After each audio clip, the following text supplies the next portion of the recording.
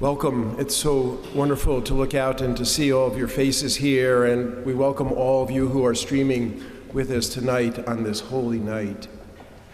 A long time ago, I was in seminary, and I had a professor who was extraordinarily intimidating. He was a world-renowned scholar. He was one of the two leading liturgists in the world. Liturgy being the study of the rites and rituals of what we do in church. I was half petrified of this man, and I loved this man. He had a daunting intelligence, and he did not suffer fools, and I was a full-blown fool, and I knew it.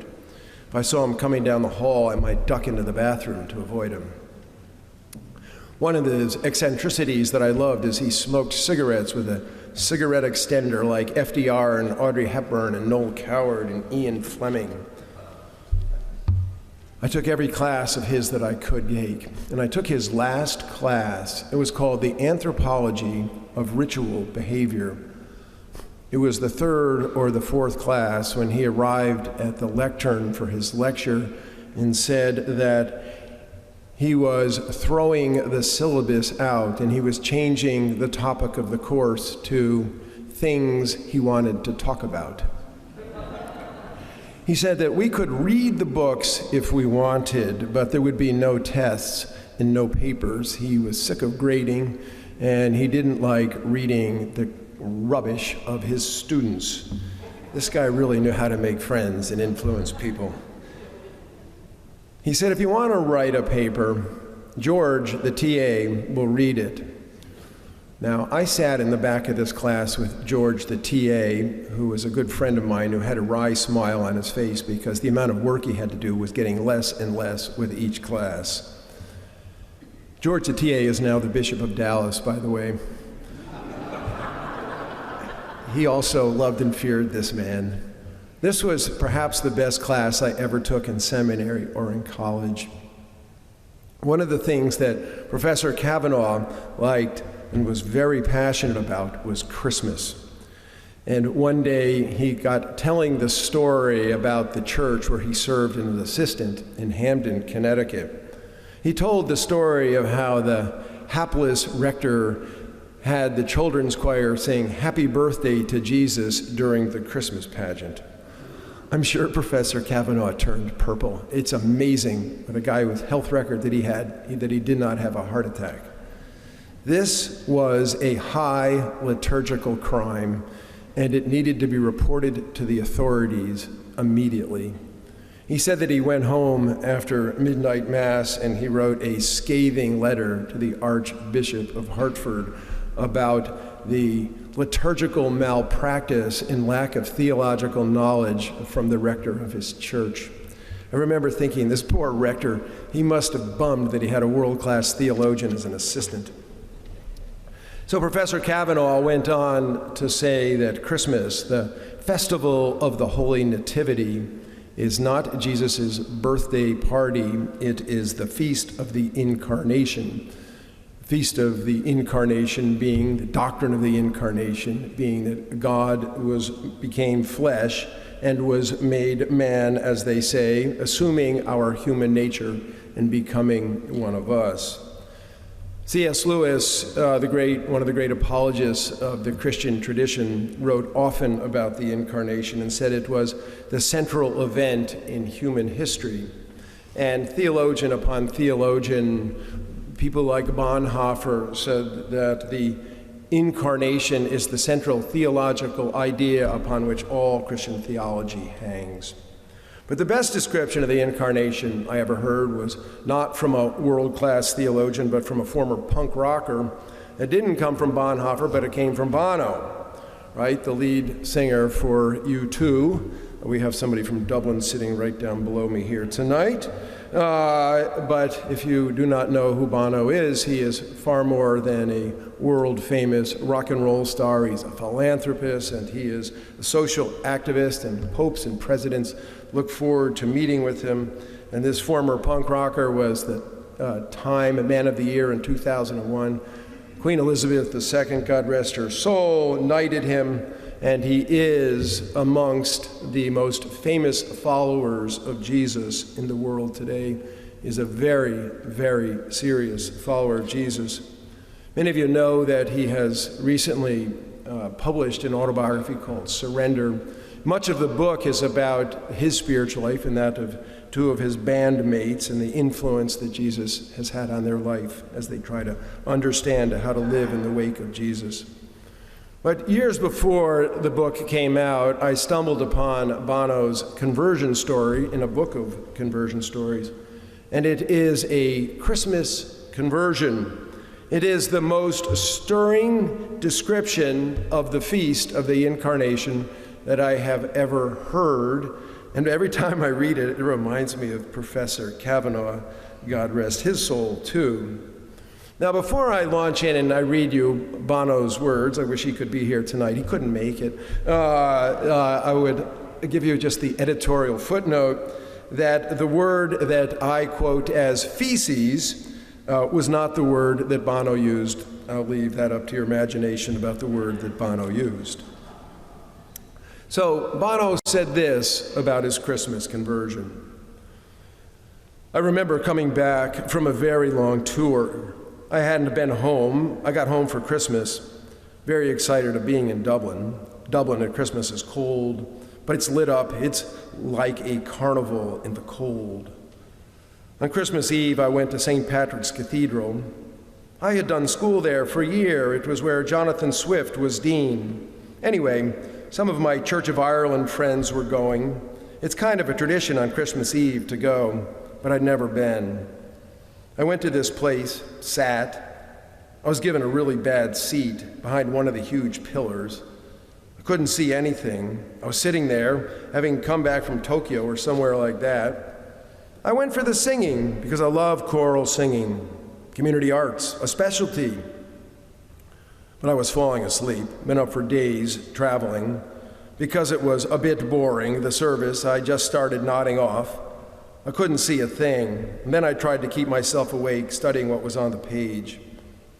It dawned on me for the first time, really. It dawned on me before, but then it really sank in. The Christmas story. The idea that God, if there is a force of love and logic in the universe, that it would seek to explain itself is amazing enough. That it would seek to explain itself and describe itself by becoming a child born in straw poverty, in feces and straw, a child, I just thought, wow, just the poetry, unknowable love, unknowable power describes itself as the most vulnerable. There it was. I was sitting there. And it's not that it hadn't struck me before, but tears came down my face, and I saw the genius of this, utter genius of picking a particular point in time and deciding to turn on this. Love needs form. Intimacy needs to be whispered. To me, it makes sense. It's actually logical. It's pure logic. Essence has to manifest itself. It's inevitable. Love has to become action or something concrete. It would have to happen. There must be an incarnation. Love must be made flesh. So Bono pretty much gets it all to the degree that any of us can get it, right? God is love with a capital L. God is logic with a capital L, what we might call wisdom. God is the creative creator of the universe. The incarnation is the poetry of God. And God, with all that we mean when we say God describes God's self as a child born in the lowest possible circumstances, what Bono calls straw poverty, in feces and straw. And it is, when we awaken to it, the ultimate wow. The greatest power becomes the most vulnerable, the timeless in time, the universal in the particular, and the divine essence manifested in form. Being becomes doing, and love is made flesh. Somehow it seems to me that it takes a punk rocker to see that the central event in the history of Earth is earthy, Bono's poetry catches God's poetry, right? The moment that lights up the skies that Father Justin just read from the Gospel according to Luke, when the angels burst upon the world of the shepherds, comes when a child is born in what Bono calls straw poverty, feces and straw. The word incarnation obviously has carne in the middle of it, carne meaning meat or flesh or muscle. Think of that great Mexican dish, carne asada. In Spanish, carne means red meat. And so when it comes to the incarnation, the heart of the matter is really the meat of the matter, right? This is divine love in the red meat of the flesh. This is a love story written in meat, so that no one and no thing can be below or beyond the love of God. No one can say that Jesus is too highfalutin for me. I just can't identify with him. Not even the animals in whose trough he was put. The blessing of the incarnation is for everyone and for everything. During the past 2 or 3 weeks, I listened to the last 25 years of the Christmas addresses of Queen Elizabeth to the Commonwealth. And in her 1987 address, she touches upon this, though her language is much more delicate. I wish I could imitate her dignified and royal and squeaky voice. It's completely in my head, and I hope it's in your head too. In this 1987 address, she pulls out one of the treasures from the Royal Library. It's a 500-year-old bejeweled Book of Hours. And a Book of Hours is a collection of prayers and devotional readings and sacred drawings known as illuminations. And she says, one of these illuminations is exquisite. And she notes, and I quote, "The anonymous Christian who drew the picture nearly 500 years ago has included all the familiar elements of the Christmas story, which we hear with such pleasure every year. Here are the angels above bringing the glad tidings to the shepherds who listen attentively. Down here, where the baby Jesus lies in the stall, you can see Mary and Joseph watching over him, quite unmoved, it seems, by the man playing bagpipes overhead." I'll just pause here. I love it. I don't know if you caught that she said all the familiar things are in the Christmas scene, and then she includes the bagpiper. I know I came from a family of Anglophiles, but we did not have the bagpiper. And then she goes on to say, "The star over the stable has lit the way for all of us ever since. There should be no one who feels shut out from the welcoming and guiding light. The legends of Christmas about ox and ass suggest that even the animals are not outside that loving care." And then eventually she comes to her Christmas blessing, and she says, "May the Christmas story encourage you, for it is a message of hope every year, not for a few, but for all. So in sending you my Christmas greeting, I pray that God may bless you." And then she pauses just a bit, and she says, "Everyone."